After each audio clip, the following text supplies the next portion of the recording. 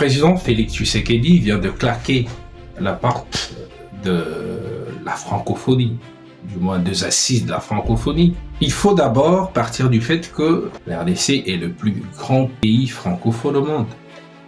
Les pays devaient mériter une place aussi importante dans la structure de l'OIF. Mais cela n'a pas été le cas. Nous voyons le Rwanda, un pays qui essentiellement est orienté linguistiquement vers l'anglais. Contre toute attente, c'est ce pays-là qui a un problème avec la RDC qui va être couronné au travers ce poste de Louise Mushikiwabo, qui est le numéro 1 de la francophonie. Alors, les Congo, comme tant d'autres pays, est invité. Il y a un jour à participer au 19e sommet de la francophonie en France. Le président de la République française, prenant la parole, va dépeindre la situation mondiale, la situation politique mondiale, où il fait allusion à des conflits qui méritent des efforts de la part de la communauté internationale, mais aussi de la part de pays membres de la francophonie. Mais voilà ce président qui, lorsqu'il prend la parole pour citer à titre exemplatif des pays sujets des conflits horribles, comment expliquer qu'il puisse par exemple citer l'Ukraine comme étant, selon lui, un pays qui est victime d'une agression, pays qui n'a jamais été membre de la francophonie. Il cite d'autres pays, il cite l'Israël, des pays qui n'ont rien à voir avec la francophonie, mais sans citer la RDC, un pays qui, depuis plus de 20 ans, est en train de subir ces génocides organisés par la communauté internationale.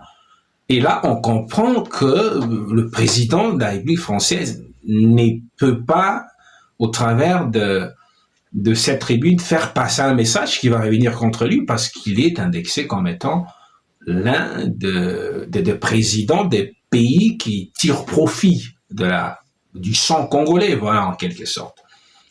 Et le président Félix Tshisekedi va se décider de pouvoir fermer ses valises et rentrer au Congo. C'est alors que on voit Macron réagir face à la question d'un journaliste en disant qu'il n'était pas obligé de pouvoir citer la RDC parmi ces pays, d'autant plus qu'il aurait déjà passé des heures et des heures voulant résoudre ce conflit rwando-congolais, et pour lui, ça n'a été qu'une sorte d'oubli. Et certainement, il faut dire à Macron, on comprend tout de suite qu'il a profité de cette tribune pour donner sa position en faveur des pays qu'il soutient. On ne peut pas, dans le cadre d'un discours comme celui-là, citer un pays avec lequel on ne partage pas les mêmes intérêts. L'intérêt, si vous voulez très bien, les intérêts de Macron, c'est de voir la RDC souffrir, parce que de la souffrance congolaise, il a la facilité d'avoir du coltan de la part du Rwanda. Il a la facilité de les gagner facilement au travers du Rwanda, qui est en fait rien d'autre qu'un cheval de Troie que la communauté internationale, que les Occidentaux ont placé pour certainement voler les ressources de la RDC. Il n'est pas question d'oubli, mais il est question de la politique. Maintenant, moi je me dis, en tant que politique, la réaction du président de la République en claquant la porte de la francophonie, elle est tout à fait rationnelle et normale. Cette position de la part du président de la République a permis à Emmanuel Macron de pouvoir, quand bien même que cela soit tardif, de faire allusion au conflit congolais. Il y a fait allusion de manière tardive.